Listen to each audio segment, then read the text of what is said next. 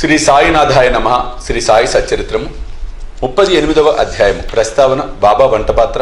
నానాసాహెబ్ దేవాలయమును అగౌరవించుట. కాల ఒక గిన్నెడు మజ్జిగ. గత అధ్యాయంలో బాబా చావడి ఉత్సవమును వర్ణించితిమి. ఈ అధ్యాయంలో మనం బాబా వంటపాత్ర మొదలగు వాణిని గురించి చదివేదము. ప్రస్తావన. ఓ సద్గురు సాయి, నీవు పావనమూర్తివి. ప్రపంచమంతటికి సంతోషమును ప్రసాదించితివి. భక్తులకు మేలు కలగజేసితివి. నీ పాదములను ఆశ్రయించిన వారి బాధలను తొలగించితివి.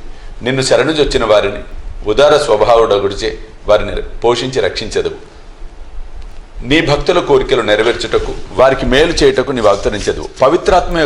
పవిత్రాత్మయను ద్రవసారమును బ్రహ్మమనుడు అచ్చులో పోయిగా దాని నుండి యోగులలో అలంకారముకు సాయి వెడలను. ఈ సాయి ఆత్మారాముడే. స్వచ్ఛమైన దైవికానందమునకు వారి పుట్టినిల్లు. జీవితేచ్ఛలను నీవు పొందినవారే వారి భక్తులను నిష్కాములుగా చేసి విముక్తులు చేసి. బాబా వంటపాత్ర. యుగ యుగములకు శాస్త్రములు వేరువేరు సాధనములు ఏర్పాటు చేసి ఉన్నవి. కృతయుగంలో తపస్సు, త్రేతాయుగంలో జ్ఞానము, ద్వాపరయుగంలో యజ్ఞము, కలియుగంలో దానం చేయవలనని శాస్త్రములు ఘోషించుచున్నవి. దానములన్నింటిలో అన్నదానమే శ్రేష్టమైనది. మధ్యాహ్నం 12 గంటలకు భోజనం దొరకనిచో మనం చాలా బాధపడదము. అట్టి పరిస్థితుల్లో ఇతర జీవులు కూడా అట్లే బాధపడను. ఈ విషయం తెలిసి ఎవరైతే బీదలకు ఆకలితో ఉన్నవారికి భోజనం పెట్టెదరో వారే గొప్ప దాతలు. తైత్రోపనిషత్తు ఇట్లు చెప్పుచున్నది, ఆహారమే పరబ్రహ్మ స్వరూపము. ఆహారం నుండి సమస్త జీవులు ఉద్భవించుచున్నవి. చచ్చిన పిమ్మట అవి తిరిగి ఆహారంలో ప్రవేశించును. మిట్ట మధ్యాహ్నం మన ఇంటికి ఎవరైనా అతిథి వచ్చినచో వారిని ఆహ్వానించి భోజనం పెట్టుట మన విధి. ఇతర దానములు అనగా ధనము, బట్టలు మొదలగునవి పుచ్చుకున్నప్పుడు కొంత విచక్షణ కావలను. కానీ ఆహార విషయంలో అట్టి ఆలోచన అవసరం లేదు. మన ఇంటికి మిట్ట మధ్యాహ్నం ఎవరు వచ్చినా వారికి మొదట భోజనం పెట్టవలను. కుంటి, గ్రుడ్డి, రోగిష్ఠులు వచ్చినచో వారికి మొట్టమొదటి భోజనం పెట్టిన పిమ్మట ఆరోగ్యవంతులకు అటు పిమ్మట మన బంధువులకు పెట్టవలను. మన బంధువులు మొదలగు వారికి పెట్టుట కంటే నిస్సహాయులైన అంగవికలులకు తది ఇతరులకు పెట్టుట ఎంతో శ్రేయస్కరము. అన్నదానము లేకునచో ఇతర దానములు ప్రకాశించవు. ఎట్లన చంద్రుడు లేని నక్షత్రం వలె, పతకము లేని కంఠహారం వలె, పింఛము లేని కిరీటం వలె, కమలము లేని చెరువు వలె, భక్తి లేని భజన వలె, కుంకుమ బొట్టు లేని పుణ్యస్త్రీ వలె, బొంగురు కంఠం వాని పాట వలె, ఉప్పు లేని మజ్జిగ వలె రుచించవు. అన్ని వ్యంజనముల కంటే పప్పుచారు ఎట్లు ఎక్కువో అట్లా అన్ని పుణ్యములలో అన్నదానం ఎక్కువ. బాబా ఆహారం ఎట్లు తయారు చేసి పెట్టుచుండెనో చూసేదం. బాబా కొరకు చాలా తక్కువ భోజనం కావలసి ఉండెను. అది కొన్ని ఇండ్ల నుండి భిక్షాటనం చేసి తెచ్చుకునేవారు. ఇదివరకే తెలుసుకుంటుమి. ఏనాడైనా అందరికీ భోజనం పెట్టవలనని బాబా నిశ్చయించుకున్నచో మొదటి నుండి చివరి వరకు కావలసిన ఏర్పాట్లన్నీ తానే స్వయంగా చూసుకునేవారు. ఈ విషయమై వారు ఇతరులపై ఆధారపడలేదు. ఎవరికి బాధ కలగచేయలేదు. మొట్టమొదట బజారుకు వెళ్లి ధాన్యము, పిండి, మసాలా దినుసులు మొదలగునవి అన్నీ నగదునిచ్చి కొండేవారు. వారే విసురుచుండెరు. మసీదు ముందున్న ఖాళీ స్థలంలో మధ్యన పొయ్యి పెట్టి దానిపై పెద్ద వంటపాత్రలో కొలత ప్రకారం నీరు పోసి పెట్టేవారు. వారి వద్ద వంటపాత్రలు 2 కలవు. ఒకటి పెద్దది 100 మందికి సరిపోవును, రెండవది చిన్నది 50 మందికి సరిపోవును. ఒక్కొక్కప్పుడు చక్కెర పొంగలు వండేవారు, మరొకప్పుడు మాంస పలావ్ వండేవారు. ఒక్కొక్కప్పుడు పప్పుచారు ఉడుకున్నప్పుడు గోధుమ పిండి బిళ్ళలు అందులోకి వదిలేవారు. మసాలా వస్తువులను చక్కగా నూరి దానిని వంటపాత్రలో వేసేవారు. పదార్థములు చాలా రుచిగా ఉండేటకు ఎంత శ్రమ తీసుకుని వలనో అంత శ్రమ పడుచుండేవారు. అప్పుడప్పుడు అంబలు వండేవారు, అనగా జొన్నపిండిని నీళ్లలో ఉడకబెట్టి దానిని మజ్జిగలో కలుపుచుండేవారు. భోజన పదార్థములతో ఈ అంబలిని కూడా అందరికీ కొంచెం కొంచెంగా పెట్టేవారు. అన్నం సరిగా ఉడికినదో లేదో అని పరీక్షించుటకు బాబా తన కఫిని పైకెత్తి చేతిని నిర్భయంగా మరుగుచున్న డేగిసాలు పెట్టి కలుపుచుండేవారు. వారి ముఖమునందు భయచిహ్నములు గాని, చేయి కాలునట్లు గాని కనిపించేది కాదు. వంట పూర్తిగానే బాబా పాత్రలను మసీదులోకి తెచ్చి మౌల్వీచో ఆరోగ్యంబ చేయుచుండేవారు. మొట్టమొదట కొంత మహల్సాబతికి, తాత్యాకు ప్రసాదముగా పంపిన పిమ్మట మిగతా దానిని బైదవాండ్రు దిక్కులేని వారికి సంతృప్తిగా పెట్టుచుండిరి. బాబా స్వయంగా తన చేతులతో తయారు చేసి స్వయంగా వడ్డించగా భోజనం చేసిన వారు ఎంత పుణ్యాత్ములో, ఎంత అదృష్టవంతులో. బాబా తన భక్తులందరికీ శాకాహారము, మాంసాహారము ఒక రీతిగా పెట్టుచుండెనా అని ఎవరికైనా సందేహం కలగవచ్చు. దీని జవాబు సులభము, సామాన్యమైనది. ఎవరు మాంసాహారులో అట్టివారికే ఆ వంట పాత్రలోనిది పెట్టేవారు. మాంసాహారులు కాని వారు ఆ పాత్రను కూడా ముట్టనీయలేదు. వారి మనసులలో తినుటకు కోరిక కూడా ఇచ్చేవారు కాదు. గురువుగారు ఏదైనా ఇచ్చినప్పుడు దానిని తినవచ్చునా లేదా అని యోచించి శిష్యుడు నరకంలోకి పోవును. దీన్ని శిష్యులు బాగా గ్రహించి నెరవేర్చుచుండిరో లేదో చూచుటకు బాబా ఒక్కొక్కప్పుడు పరీక్షించుచుండేవారు. దీనికి ఒక ఉదాహరణ, ఒక ఏకాదశి నాడు కేల్కర్కు కొన్ని రూపాయలు ఇచ్చి కూరలు తమల్పాకు పోయి మాంసం తెమ్మన్ను. ఇతడు సనాతన ఆచార పరాయణుడు, బ్రాహ్మణుడు, ఆచారవంతుడు.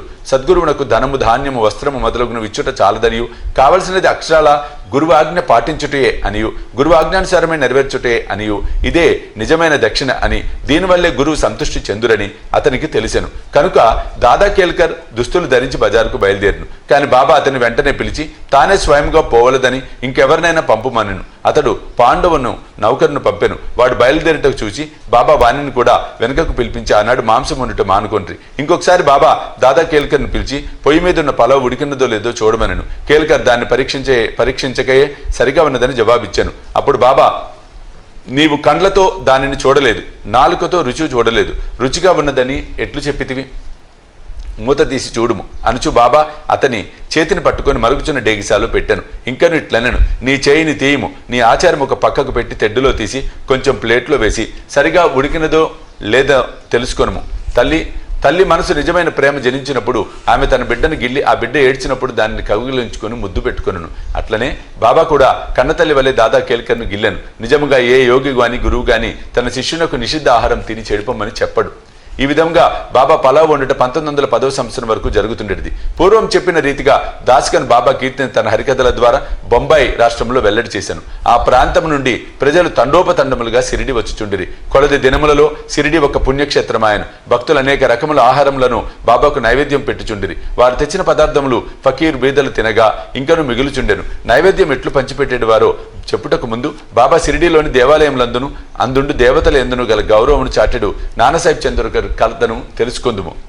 నానాసాహెబ్ దేవాలయమును అగౌరవించుట ఎవరికి తోచినట్లు వారు ఊహించి బాబా బ్రాహ్మణుడని కొందరు, మహమ్మదీయుడని మరికొందరు చెప్పుచుండిరి. నిజంగా బాబా ఏ జాతికి చెందిన వారు కారు. వారు ఎప్పుడు పుట్టిరో, ఏ జాతి ఎందు పుట్టిరో, తల్లిదండ్రులు ఎవరో ఎవరికి తెలియదు. కనుక వారు బ్రాహ్మణుడు గాని మహమ్మదీయుడు గాని ఎట్లు కాగలరు? వారు మహమ్మదీయులైనచో మసీదులు ఎప్పుడు దునెట్లు మండనిత్తురు? అచ్చోట తులసి బృందావనము ఎట్లు ఉండును? శంఖము లూదుటకు ఎందుకు ఒప్పుకొందురు? గంటలను మ్రోగించుటకు ఎట్లు సమ్మతించురు? సంగీత వాయిద్యములను ఎట్లా వాయించనిత్తురు? హిందువుల మత ప్రకారము షోడశోపచార పూజలను ఎట్లా జరగనిత్తురు? వారు మహమ్మదీయులు అయినచో వారి చెవులకు కుట్లు ఎట్లు రంధ్రములు ఉండును?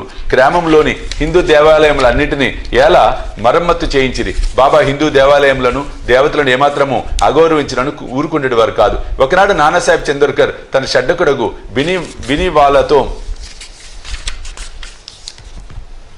బినివాల్యాతో షిరిడి వచ్చెను. బాబా వద్ద కూర్చొని మాట్లాడుచుండగా నానా మీద బాబా హఠాత్తుగా కోపంగించి, నా సహవాసం ఇన్నాళ్ళు చేసియు ఇట్లనే చేసితివి అనెను. నానాసాహెబ్ మొదట దీనిని గ్రహించలేకపోయాను కనుక అదేమిటో వివరించవలసినదిగా ప్రార్థించను. కోపర్గాం నుండి షిరిడీకి ఎట్లు వచ్చితివని బాబా అడిగాను. నానా వెంటనే తన తప్పును గ్రహించను. సాధారణంగా షిరిడీ పోవునప్పుడల్లా నానాసాహెబ్ కోపర్గాంలో దిగి దత్త దర్శనం చేసుకునేవాడు. కానీ ఈసారి తన బంధువు దత్తభక్తుడు అయినప్పటికీ అతనిని కూడా వెళ్ళనీక ఆలస్యమైపోతుందని చెప్పుచూ తిన్నగా షిరిడి చేరెను. ఇదంతయు బాబాకు తెలియచేయచు తాను గోదావరిలో స్నానం చేయనప్పుడు ముళ్ళు పాదములో గుచ్చుకొని తనను చాలా బాధ పెట్టను అని చెప్పాను. బాబా అది కొంతవరకు ప్రాయశ్చిత్తమే అనుచు ఇక మీదట జాగ్రత్తని హెచ్చరించాను.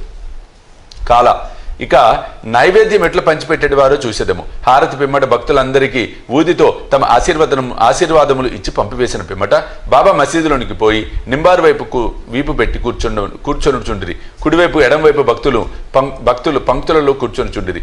నైవేద్యం తెచ్చిన భక్తులు పల్లెములను మసీదులో పెట్టి బాబా ఆశీర్వాదములకై ఉదికై కనిపెట్టుకొని బయట నిల్చుండిరి. అన్ని రకముల ప్రసాదములు బాబాకు వచ్చుచుండేవి. పూరీలు, మండగలు, బొబ్బట్లు, బాసుంది, సాంజ, పరమాన్నము మొదలగునవన్నీ ఒకే పాత్రలో వేసి బాబా ముందు ఉంచిరివారు. బాబా దీన్ని దైవమునకు అర్పించి పావన మనచుచుండెను. అందులో కొంత భాగము బయట కనిపెట్టుకుని ఉన్నవారికి పంచి తక్కినది బాబా అటు ఇటు 2 వరుసలలో కూర్చుండిన భక్తులు సంతృప్తిగా తినిచుండిరి. శ్యామ, నానా సాహెబ్ నిమోన్కరు వడ్డించేవారు. వచ్చిన వారి సౌకర్యములను వీరు చూసేవారు. వారు ఆ పని అతి జాగ్రత్తగాను ఇష్టముగాను చేయుచుండిరి. తిన్నట్టి ప్రతి రేణువు కూడా తృప్తియు సత్తువ కలుగు చేయుచుండెను. అది అట్టి రుచి, ప్రేమ, శక్తి కలిగిన ఆహారం. అది సదా శుభ్రమైనది, పవిత్రమైనది. ఒక గిన్నెడు మజ్జిగ. ఒకనాడు హేమాడ్ పంత్ మసీదులో అందరితో కడుపు నిండా తినను. అట్టి సమయమున బాబా అతనికి ఒక గిన్నెడు మజ్జిగ తాగుమని ఇచ్చాను. అది తెల్లగా చూచుటకు ఇంపుగా ఉండెను, కానీ అతని కడుపులో ఖాళీ లేనట్లు ఉండెను. కొంచెం పీల్చగా అది మిక్కులు రుచిగా ఉండెను. అతని గుంజాటనం కనిపెట్టి బాబా అతనితో ఇట్లనెను, దానినంతయు త్రాగుము, నీకు మీదట ఇట్టి అవకాశం దొరకదు. అతడు వెంటనే దానినంతయు త్రాగాను. బాబా పలుకులు సత్యమయ్యాను. ఏలన త్వరలో బాబా సమాధి చెందిరి. పాఠకులారా, హేమాడ్ పంత్కు మనం నిజముగా నమస్కరించవలెను. అతడు గిన్నెడు మజ్జిగను ప్రసాదంగా తాగాను. కానీ మనకు కావలసినంత అమృతమును బాబా లీలల రూపమున ఇచ్చెను. మనము ఆ అమృతమును గిన్నెలలో తాగి సంతృష్టి చెంది ఆనందించదముగాక. 38వ అధ్యాయం సంపూర్ణము. సద్గురు శ్రీ సాయినాథ్ అర్పణమస్తు. శుభం భవతు.